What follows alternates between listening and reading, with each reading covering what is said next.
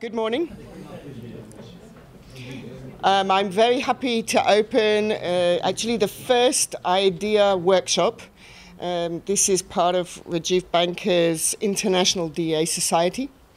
And we are going to have this workshop on productivity, regulation and transportation for the next 3 days. We were fortunate to have an opening session last night in Mishkanot Shananim, where Professor Tzila Silwani-Stern talked about her job in the Council for Higher Education in Israel.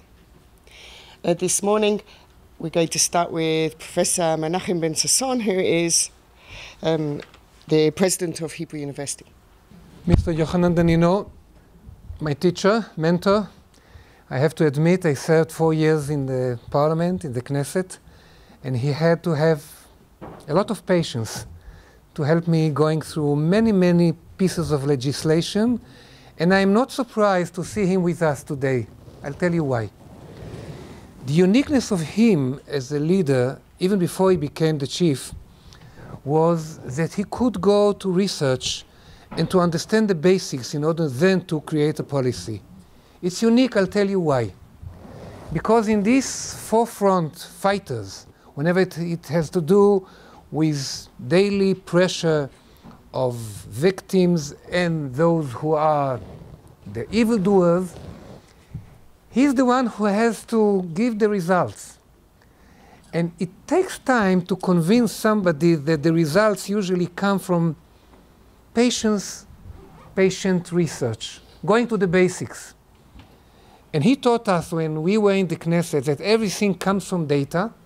You cannot talk without data, and I'm a member of the Knesset. I was supposed to be the one who knows. And he showed all along his services, and I saw at that time 3 of them until he became the chief, how insistent he has been in implementing basic understanding, going to the data in order to come to the policy. So it's a unique project. Usually we want to have all the time and to deal with basic science. From time to time people tell you at the university, why should we run to the field? We know better than the field what are the questions, what are the answers. Let the field learn. And the police, those who do. And do not envy them. Even we put fresh pressure on them in order to create better belt around university, and we got, but we want to get it for more hours and the like of it, and I hope that we get it. And at the same time, we stop for a moment and go to the field, and that's the uniqueness of the DA. You go to the regulator, you go to the policy makers, and at the end of the day, you create together the next generation understanding, and believe me, as a professor of history that knows nothing before the 7th century, nothing after the 14th century, basically on Tunisian Jewry, some about Moroccan Jewry, I can tell you that at the end of the day, we know better what questions to ask. If we are hooked, connected, and these relations that go between the sides, not only on discourse of yesterday's problems, but at the same time putting together the data and paving the way for a better world. So that's the partnership. I'm honored to have you here. Yochanan Danino, my teacher, mentor, and friend. We are thankful to you for what you have been doing in creating this special work, both research and at the same time workshop. Professor Nicole Adler. I don't know if I'm allowed to say, Dr. Ekaterina Yazhamsky. If you forget the je, you have all in initiatives, because Yazamut in Hebrew is those who go for initiatives, and she's the one who runs this project with you, with the police, and the Mifne project. And the Mifne project is unique. I do not want to go to the details of it, but if you do not have time, we saved you it. Open this booklet. You don't have to go from page to page. Open in the middle. Go to the left-hand side, and you are right in the right place. Good luck to us all. Thank you for all those who are sweating to have it on time. You have it. Even the weather is better today, a little bit warmer, and the rain has been starting. Good luck. Okay. Hello, welcome everyone. My name is Yishai Yaffe. I'm the Dean of the Business School of the Hebrew University. Let me tell you that one of the major challenges of this job is to find the right things to say at different occasions, which would not sound like a bar mitzvah speech with cliches. So let me first let you know that the Christmas season has become the conference season in Israel. This is part of a tradition, both at our business school and our competitors. It's a wonderful time for all of you to be here because we don't have Christmas and you have a vacation. So I hope this tradition is going to continue both on this topic and on a variety of other topics, although Nicole has promised me never to do this again because it is so much work and we appreciate this. I would like to welcome all of you. There is, just looking at the program, an impressive diversity of participants, both in terms of backgrounds, fields of interest, countries of origin. It's wonderful to have all of you. On the academic part, I started my career as an IO economist, but it was a long time ago and I don't remember. I'm certainly not up to date with the literature. But as far as I can tell, the academic part, there is still no bottom line on what is the appropriate way of regulating public utilities or natural monopolies. We still, or those who still do IO, still discuss these issues with no bottom line. So it's an opportunity, and as President Ben Sasson has said, it's a wonderful match or mix between academics and policymakers, both in terms of the regulation of different industries and especially the police, which is I think I have not seen such close participation with the public body before here. And so I hope you'll have a nice time. And I think that's my bar mitzvah speech. So welcome everyone and thank you. Good morning, everyone. My name is Boaz Golani. And I'm here standing in front of you wearing two hats. One of my hats is the Technion Vice President for External Relations and Resource Development. And I'll say a couple of words in that context. But my better hat is one of everybody else here, one of you, a person who's done some research in data and development analysis. So as the Technion Vice President, I'm very happy to welcome you to Israel to join my colleague, President Ben Sasson, in welcoming you here and to acknowledge the fact that we have representatives from other Israeli institutions as well. I see some people from Tel Aviv University, from Ben Gurion University, from Holon Institute of Technology. I may have missed some, but it gives you a broader perspective of the Israeli participation here. I should say also that in these days, when some people out there are trying to boycott the academia in Israel, most recently the American Studies Association in the US, it's lovely to see people like you coming here, not only from the US but from other countries. It's really important for us, and we intend to intensify our efforts to strengthen, deepen, and expand our academic relations with our colleagues around the world. Now moving to my other hat, as a researcher in data and development analysis, I'll start by saying that it's really a great pleasure for me to be here standing in front of you, feeling a little bit of fatherhood as the academic father of Nicole, and seeing the beautiful project that she has developed here in Jerusalem. With the Israeli police and with other fields as well in transportation, etc. It's really, it warms my heart, Nicole, and congratulations. The title behind me speaks about DEA and regulations. And there is a little bit of oxymoron here, because DEA has always been the theory of outliers. looking for the exceptional performers who are on the frontier, who do something better than the others. And typically, if you have many units, in the case of the police, you can have many different stations. DEA tries to focus the attention on a small number of units that are lying on the frontier and represent an unusual performance that can serve as role model for the others. So the mere thought or concept of regulating, of trying to standardize, of trying to bring everybody to the same page is a little bit counterintuitive or counter logic to what DEA is all about. So one of the challenges that I would like to pose here to my colleagues who do the research in DEA is how to reconcile the two, how to try to bring in some regulation that will benefit the organization while at the same time not stopping, not preventing the excellent performance to move beyond and push the frontier even further. In DEA, we try oftentimes to compare units that cut across different organizations.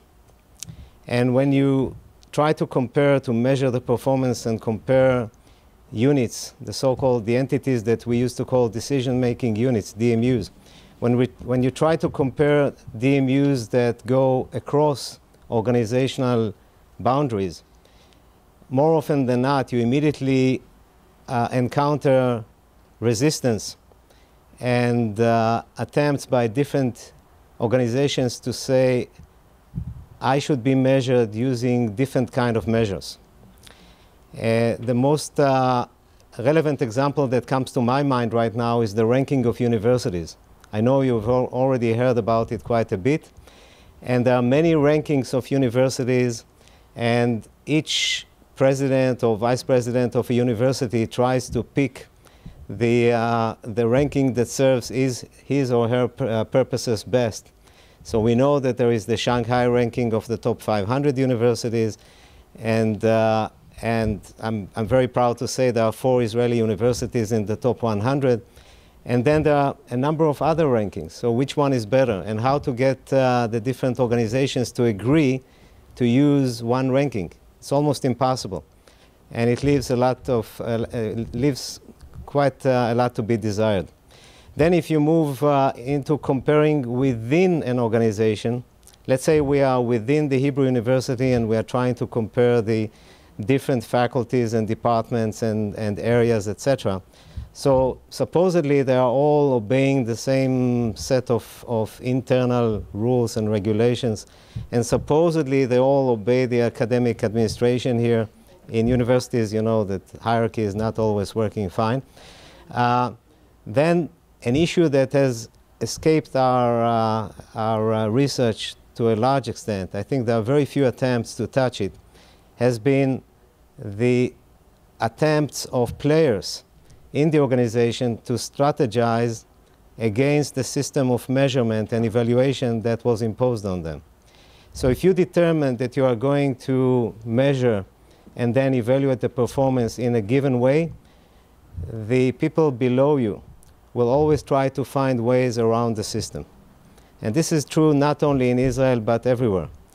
One of my best examples is some work that I was involved in many years ago and had to do with evaluating the performance of bank branches. And at that time, one of the measures for bank branches was the number of transactions that the tellers were doing. And before we knew it, some of the smart tellers were making 4 or 5 transactions in substitute of one transaction they should have done.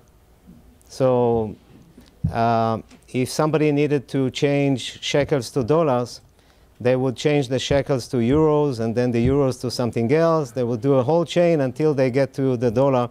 And then they will cancel some of the transactions saying, oh, this was an error. But each transaction, including the cancellation of transaction, was counted as a measurement. So again, one of the challenges we all face is how to bring some notions of game theory and the concept of strategizing into the analysis that we are making.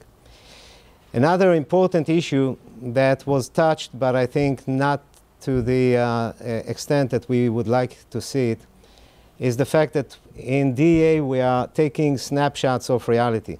We are measuring what's happening at a given moment of time or in a given period of time. And as we all know, we are living in a very dynamic world where the rate of change in any sector that you look at, public and private sector, government organizations, non-for-profit, whatever, in any sector that we look at, the rate of change increases dramatically. So how to reconcile the fact that our measurements are taken as snapshots, and by the time we try to implement them, we're looking at history. We're not looking at the reality that we face. How to implement them in a smart way is still a difficulty. And here, you know, many years ago we started to look at so-called window, time analysis, etc. in DEA, but still there's a lot of room to move forward. And finally, something that the founding fathers of DEA, I think, could only dream about, and I'm referring, of course, to Charles and Cooper, the people I knew very closely. These people could not, perhaps could not even have dreamt in the late 1970s of what we now have under the name of big data. The fact that we can take huge amounts of data from different sensors, almost in real time, put them in databases that can be analyzed and worked with, again, almost in real time using cloud technology, is something that opens up tremendous opportunities for people in this room and other colleagues to do the analysis of performance and the evaluation so much better. So with these challenges, I wish all of us a great workshop. Thank you very much. Thank you, Menachem. Thank you, Ishai and Boaz. So now I'm very happy to introduce the Police Commissioner, Yochanan Danino. He holds 2 degrees, an undergraduate degree in law from Tel Aviv University and a master's in political science from Haifa University, and the PhD is coming from here, right? So, okay. If the professor will find some time for that, I'll definitely love to do it. So Professor Daninos holds a variety of positions within the Israeli police force, including head of the Southern District, head of investigations and intelligence, head of operations and international investigations. And he was appointed to his current position in 2011. And with his appointment, he introduced a 3-year turning point program to strengthen the public's feeling of personal security and belief in the Israeli police force. And my only question would be, why only 3 years? And the stage is yours. Thank you. Good morning, my honored guests, and my friend, Professor Menachem Ben Sasson. You know, you're modest when you describe our relations, but from my side, Professor Menachem Ben Sasson was the head of the legislation committee in our Knesset, in the Congress, and the way he stood for the people's human rights, in one hand, and in the other, he took care about what we showed him from the public interests. I think the way you did it and the way you choose the point, that was an example of how you serve your citizens and people in a very, I think, unique way, and you were my mentor. So I think together we were probably a good team, I think, and I think that I had a lot of good, let's say, examples that I took from that time that we used also in this program. but it's nice to come here and hear that. Maybe I'll come more often. And our professors from this university and the Technion and other professors, it's my pleasure to welcome the respected researchers who are attending the DEA conference. And till today, I thought the DEA, or the only DEA I knew, was the Drug Enforcement Association, the American one. We work a lot together. So I strongly believe in the connection between the world of research and the world of action, between theory and practice, and I'm proud to present the policy of the Israel police as a case study of this strategic link. During these days, we are completing the second year of activity based on the Turning Point policy plan. The goal of this policy is to strengthen the public trust in the Israeli police. It sounds like strange maybe to other countries because the public trust is very high, but here it was a very hard mission. And of course, to increase the personal security of the Israeli residents, and I believe we share it all over the world of police agencies. Based on the policy, the main factors involved in increasing public trust in the police are as follows. The first one was enforcement, increasing the deterrence of criminal offenses by increasing the chances of the offender being apprehended. The second one, service to the citizens, providing optimal service to law-abiding citizens while implementing community-based policing. This is something that I saw that we share in different police agencies. And the third one, which is sometimes too obvious and no one actually take the time to put it in their goals, it's empowering police officers serving in the organization and make them be proud of their uniforms. This is something that we found the basic thing to start any program. The Turning Point policy represents a new outlook on police management. It was clear to me that monitoring and measurements are key aspects in implementing this policy. A considerable amount of management time was invested in identifying, constructing, and developing a measurement system as a part of the Turning Point policy. And, from my point of view, the main issue was how to make this a tool and not to make it the goal. The measurement system shouldn't be the goal. And what we saw and learned on other systems is that after 1-2 years, it became the goal, and you forget why you do that.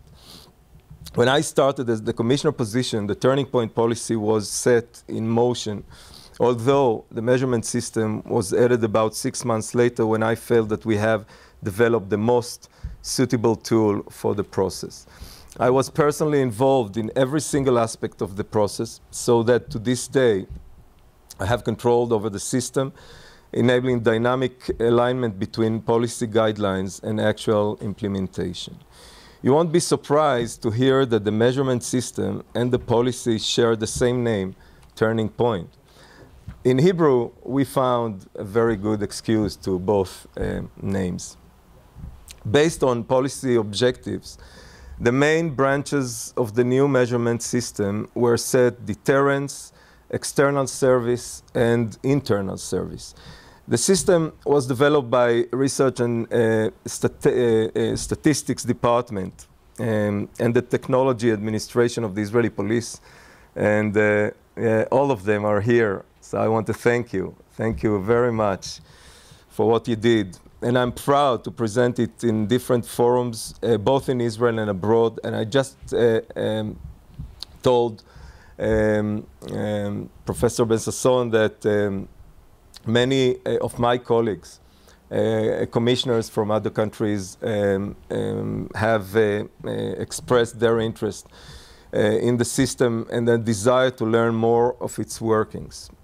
The police research staff will later present the components of the measurement system to you in detail and inspired by the DEA model. I would like to emphasize a few important advantages of the measurement system, which helped bring about a profound, successful change in the police force. The first one was, and that was a big change because it's almost a change of a culture for the police officers, and it's to focus on output rather than outcome indices. Before implementation of the turning point policy, the police invested efforts to achieve three especially challenging goals: decrease in violence, decrease in home burglars, and vehicle thefts, which make a lot of sense for police organizations. All police units were directed to advance this issue, resulting in far-reaching outcome, and significant decreases were recorded for all three offenses after 4 years. Despite this, the public feeling of security and their trust in the police did not increase. And that was the question that I had to ask myself before I started this mission. And this was the first place for a change of outlook to transfer from outcome indices to output indices. The turning point system made this possible. Currently, we measure the number of indictments for influential offenses and not the decrease in the offenses itself.